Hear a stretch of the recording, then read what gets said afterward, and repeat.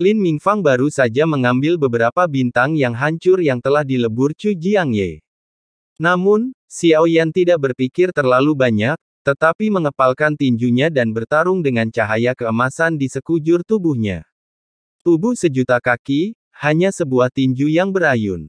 82 pukulan Dewa Surga. Tubuh besar itu membuat kecepatannya melambat.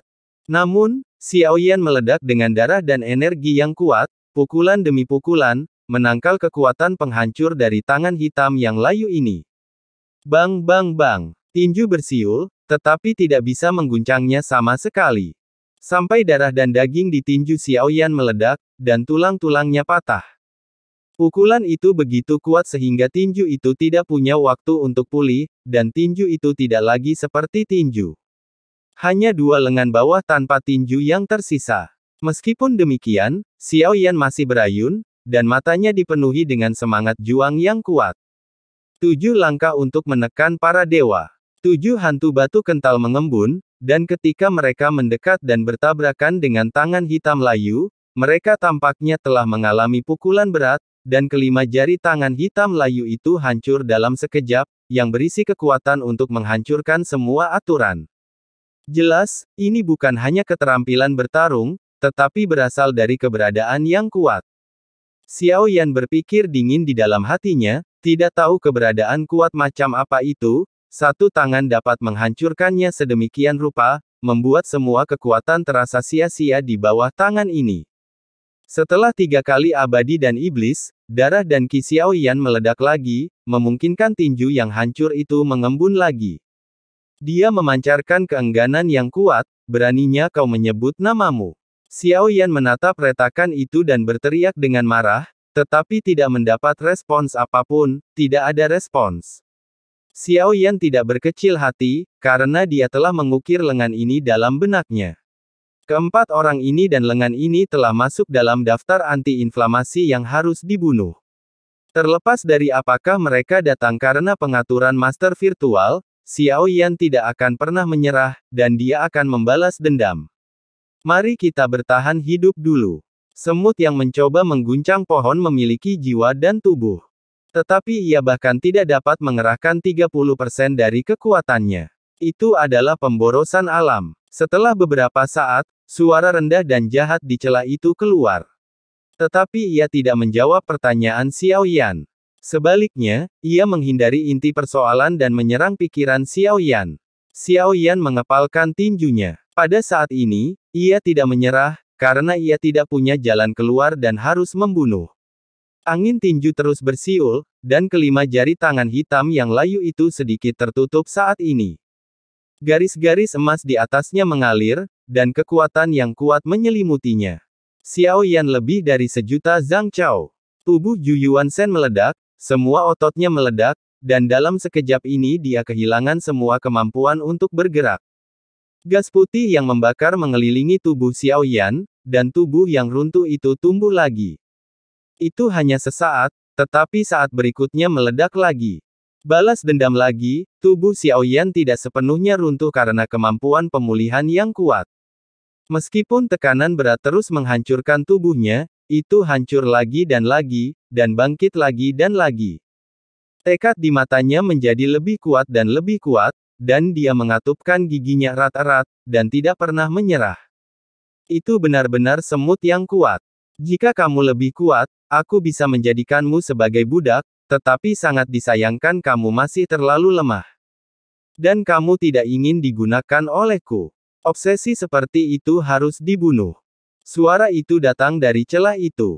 Dahi Xiao Yan berdenyut pelan, dan pada saat ini, api dan guntur menyerbu keluar dari tubuhnya. Hanya saja kekuatanku terlalu lemah. Aku memiliki sumber kekuatan yang kuat, tetapi aku tidak dapat menandinginya. Kamu dapat membunuhku, tetapi jika aku tidak mati, aku yakin bahwa di dunia manapun kamu berada, kamu akan mati. Aku pasti akan menemukanmu. Xiao Yan mengangkat kepalanya dengan tatapan tajam. Dia bertekad bahwa dia tidak akan mati di sini, tetapi kebencian hari ini nyata. Bahkan jika mereka datang dari Void Lord, Xiao Yan tidak akan pernah membiarkan mereka pergi. Tidak apa-apa jika kamu tidak mengatakannya. Dalam hal ini, aku akan memastikan bahwa kamu mati hari ini. Hancurkan tubuhmu dan hancurkan jiwamu. Suara mendominasi datang dari retakan, dan telapak tangannya menekan ke bawah lagi. Seluruh tubuh Xiaoyan tiba-tiba meledak, dan kali ini bahkan tulangnya patah. Pada saat ledakan itu, beberapa cahaya keemasan muncul di telapak tangannya yang hitam layu, yang membuat tubuh Xiaoyan tidak dapat pulih. Lelucon berakhir di sini, berikan raja ini kematian. Suara itu keluar. Tubuh Xiaoyan yang setinggi jutaan kaki meledak menjadi potongan-potongan daging dan kabut darah yang tak terhitung jumlahnya. Dalam sekejap, itu menutupi seluruh kehampaan, seolah-olah kehampaan itu telah berubah menjadi lautan darah keemasan. Dia benar-benar tidak bisa bertahan, tolong bantu dia. Pangeran itu menghadap Ye Beijing. Dia mengepalkan tinjunya dan membungkuk. Setelah tangan ini muncul, dia tampak tidak yakin dan hanya bisa meminta bantuan Ye Beijing. Tidak, dia belum mati. Dia tidak akan mati selama imannya tidak padam. Mata indah Ye Beijing sedikit menyipit. Dia tampaknya bisa melihat di mana kehidupan Xiaoyan berada, dan tidak ada kepanikan di wajahnya. Pangeran itu menunjukkan senyum pahit. Kehidupan Xiaoyan terputus saat ini, tetapi Ye Beijing tampak penuh percaya diri. Chu Jiangye membawa kembali semua yang ditinggalkan pria ini. Dia sudah mati. Suara itu berasal dari retakan. Chu Jiangye segera mengepalkan tinjunya dengan hormat dan membungkuk, mematuhi perintah. Setelah mengatakan itu, tangan hitam yang menangis siap untuk mundur. Kali ini dia harus benar-benar mati. Tidak mungkin akan ada kekuatan pemulihan, kan? Kurasa tidak. Akankah gadis giok itu benar-benar melihatnya jatuh?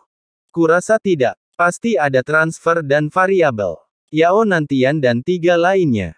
Mereka saling berbicara. Mereka tidak tergesa-gesa, tetapi diam-diam memperhatikan bahwa mereka adalah yang pertama bertarung di depan mereka, tetapi tampaknya mereka tidak ada hubungannya dengan mereka saat ini. Semua kabut darah tiba-tiba mulai naik, dan daging dan darah yang hancur mengembun menjadi satu sosok, yang pada saat ini memancarkan gelombang yang sangat kuat. Saat gelombang ini menyebar, Chu Jiangye ketakutan. Yao Nantian dan dua lainnya merasakan hal yang sama. Ini adalah fluktuasi napas yang sangat kuat, melampaui tingkat tekanan kelima. Dia menyembunyikan kekuatannya, dan Chu Jiangye merasa seolah-olah tenggorokannya dicengkeram erat oleh sebuah tangan. Aku berkata, jika kamu tidak bisa mati, aku akan membiarkanmu membunuhnya, tetapi sekarang aku akan membuatmu membayar harganya. Pada saat ini, Xiaoyan memancarkan kekuatan yang kuat, seperti ketika dia bertarung melawan jiwa marah dari Master Virtual. Ketika Ye Beijing melihat sosok Xiaoyan mengembun lagi, wajahnya yang terbalik menunjukkan keterkejutan. Tangannya memegang pipi Fei Hong. Sang pangeran tampak curiga, karena dia tidak tahu apa yang menggerakkan Ye Beijing. Tubuh Xiaoyan bergerak sangat cepat, dan tangannya seperti menahan kekosongan. Kekosongan di sekitarnya pecah dan dengan cepat mengembun di tangannya. Ini adalah gerakan jiwa kekosongan, kekuatan terakhir yang ditinggalkan oleh pemilik sebelumnya kepada Xiaoyan. Membelah langit, dan menebas dengan bilah dewa. Xiaoyan memegang bilah dewa yang tampaknya tak terlihat di tangannya, mengarahkannya ke tangan hitam layu di depannya, dan berteriak keras.